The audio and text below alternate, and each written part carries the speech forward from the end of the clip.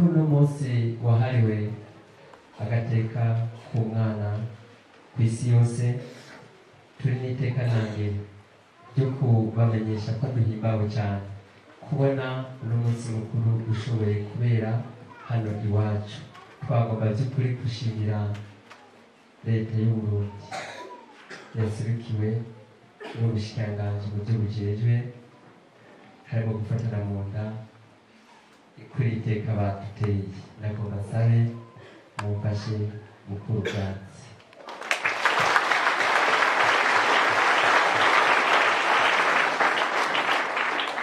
Rero hano muri mu ntara Ngozi babivuze, hanyuma ikaba ari ishami ry'ikigo Fondation Ngabo isanzwe riri Bujumbura, rifite icyicaro mugabo ngaha akaba dufise igitigiri kinini cy'abana.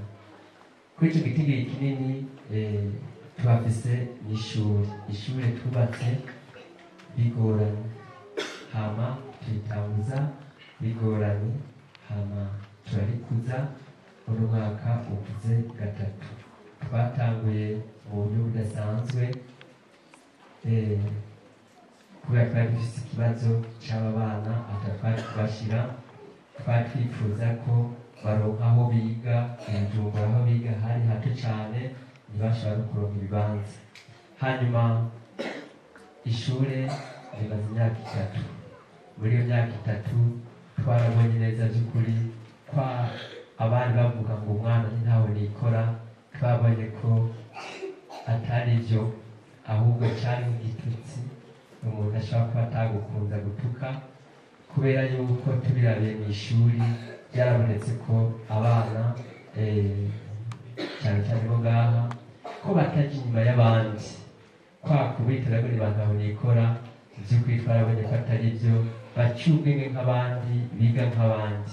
N'ikimenyamenya ni uko kuva icyo gihe kuba tugitangura ngaha turonka abana baronka amanota meza meza cyane. Rero umuyobozi w'indero mu ntara Ngozi n'icyabona sinobesha, uno mwaka mu ntara Ngozi mashuri ahari twagize 7.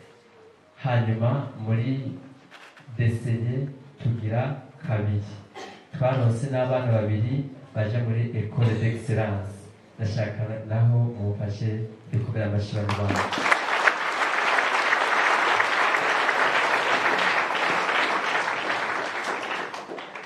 Hanyuma iri shuri uko ribayeho nibyo jewe ndarihagarariye, ndanagerageza gukora ibishoboka byose, mugasi ndabyikora. Burya n'urya mwana arafise ibyo akora kugira ngo bigende neza. Turabubwira ngo ni wige, atabishimye atabikunze kwiga n'ibyo uko turavuga ntitwobivuze by'ukuri. Hanyuma turafashwa kandi n'abagira neza, abagira neza batandukanye. Rero nagomba muri abo bagira neza badufasha ndabapresente umugira neza wa mbere, yama dufata mu mugongo cyane iminsi yose, tumwituye by'ukuri tubabara akatuba hafi, icyo dukenye akakiduha iyo agifise. Nawe ni ambasaderi aserukira igihugu cy'Ubushinwa ngaha mu Burundi, nagomba mufashe tumuha amashyi.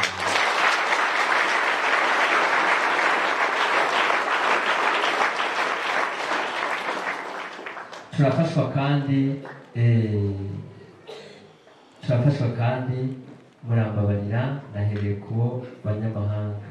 Turafashwa kandi n'abandi bo muri kino gihugu, aha twavuga nka Eglise Katolika, sinigwa ndavuga abana bariya mugabo amakongregasiyo y'ababikira, amaparuwasi, by'ukuri aradufata mu mugongo.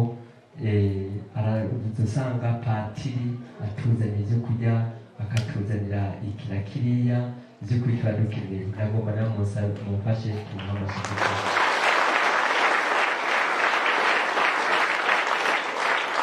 Hanyuma nagomba muri rusange nshimira abantu bose, mugabo nagomba muce mumfasha dushimire leta y'u Burundi. By'ukuri leta y'u Burundi iradufasha, iramaze kuduha abigisha 6. abigisha 6 iramaze kubaduha n'abandi yatwemereye ko izobaduha biciye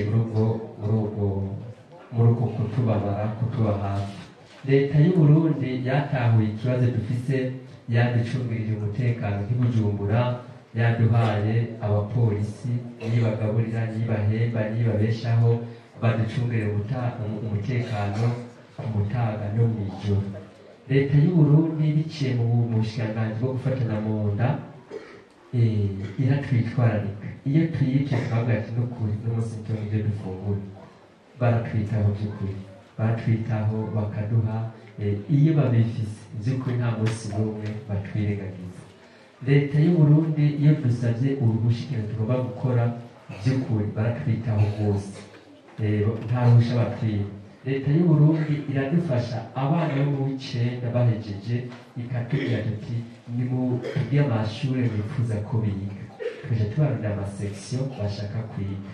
Leta y'u Burundi iratworohereza iyo tugize nk'ibikorwa byo kubaka, iraduha uburusho ntituriha amatagisi n'amakore muri douane n'ibindi aho mvuze bikuru.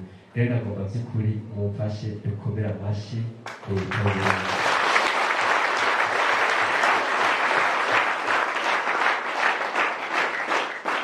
nyakubahwa umushikiranganji, naho biruko mwaziboneye turabayeho by'ukuri bitubikesha abantu bose, abo navuze n'abo ntavuze kubera umwanya mutoya. Mugabo nagomba kandi mvuge ko igikorwa kiremereye nk'uko mubizi muri ababyeyi by'ukuri kiragira rwose. Igikorwa usanga n'umuntu afite abana babiri, hari aho usanga ariko avuga ngo hari ibyamugoye. Naba rero twebwe ukuntu tungana by'ukuri biratugora rwose. Nagomba rero ndabature igisabo ari mu by'urukundo byavuzwe babivuze n'abandi kumwe batakivuga.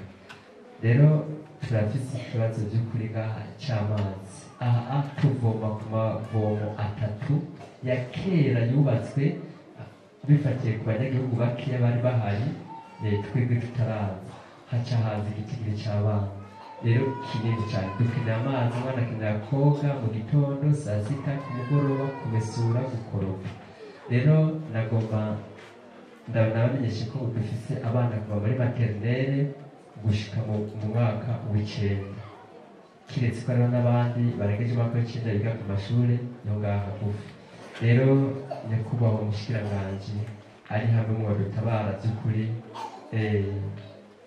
amazi mukadufasha mu byo mushoboye, byodufasha cyane mu kuduza indero, ubumenyi cyane ko wa mwanya bari kwigamo usaba ko baruvomo kuko bavoma 3 ku munsi. Uca usanga dufise n'indwara dushobora kurwara indwara zivuye ku isuku rike kubera ko amazi atabaye menshi cyane. Rero icyo ni igisabo cya mbere. Hanyuma abana bahari twasanze abana batwitura ari benshi cyane, bava mu mihingo yose y'igihugu. Hanyuma benshi muri abo bana byaratunaniye kubirengagiza kubera yuko twasanga bariko baraba exploité n'abantu bakuze. Ba bantu bari kubakingira, ba bantu bari kubafasha, ari bariko baraba exploita, babahohotera. Umwana akaza uzanye imfuvyi yereka arayerera, umwana ugasanga yabuze icepfo cya ruguru yaje, biratunanira kwihangana kureka kubakira. Hama tuza twisanga dufise igitigiri kinini kirenze ubushobozi bw'amaklase dufise. Ku buryo bw'uko uno munsi tuvugana abana biga mu birasi 4 biga ku ishuri rindi riri hirya twatiye. Umuyobozi w'indero yadufashije kugira ngo dushobore kuronka ivyo birasi, hama bava ngaha bagenda kwigayo bakagaruka. Rero ivyo navyo biraduhagaritse umutima kubera yuko n'indero yabo ikitugora kugenda no kugarura n'ubwo birarugaruka navyo bice bitugora. Nyakubahwa umushikiranganji, ari hamwe byo bishoboka tukaronka ubufasha bw'ibirasi 4 by'ukuri byodufasha cyane. Abana bacu biga baba mu kigo bica byoroha, nta n'ingwani bagira. Iyo imvura iguye baca basiba, ntibagenda ku ishuri kuko ari imvura ikunda kugwa nyinshi cyane. rero muradutabara ariho byoshoboka by'ukuri byoruza akanovera k'ubumenyi bw'abana. Hanyuma nk'uko mubibona ngaha abana bose baba ngaha bava mu mihingo yose itandukanye y'Uburundi, rero bakiba ngaha. Rero twaragize ikibazo cyo kwakira abana turabura n'abo tubarazi, rero baryama mu buryo bugoye cyane. Nagomba ndabinginge abaye ko muva ngaha muze muri ababyeyi ntacyo tubahisha, muze twemerera mugira agaturu gatoya harya muri dortoir niho tuba, hanyuma kugira ngo murabe ko ibyo tuba ko turabwira ari byo. Hama n'ibyashoboka muze mudufashe kubaka dortoir y'abakobwa, kubera ko iyo dortoir tuba twayubatse ari iy'abahungu gusa. Rero ikibanza tuba gifise aho yokubakwa, rero ari mu byo zoshoboka nyakubahwa mushikiranganji, by'ukuri byo guhimbara kandi byo kuza akanovera mu bumenyi bw'abana. Hanyuma icyo tubemereye ni uko igihe muba mwadufashije bigakunda, by'ukuri namwe muzobyirabira, nta n'ikintu na kimwe cyoza kitugora mu kuduza umwimbu, cyane cyane mu bumenyi, mbere no mu ndero zica usanga byagenze neza. Rero nyakubahwa mushikiranganji, ndagomba sindabicishije amajambo, mugabo munkundire sindangize by'ukuri nk'abatumiye ari hamwe byozoshoboka. Hari umunsi mukuru w'abana dutegura ku Noheli iminsi yose itariki 25, hari igihe tuvuga twagira itariki 26 bivuye kuri disponibility ku mwanya w'abatumiye. Nagomba ndabinginge ari hamwe byozoshoboka by'ukuri mukanotera iteka, byozoduhimba cyane. Ari naho bitokunda nawe turazi neza ko mufise amabanga menshi, by'ukuri ntacyo bizodutwara. Rero nagomba mukajyane n'ibyashoboka, bisaba cyane, bidashobotse naho akumara amahoro menshi. Rero mu kurangiza nagomba ndangize ndabifuze kuranirwa akanya kose muze kumara ngaha, muze kuranirwa. Rero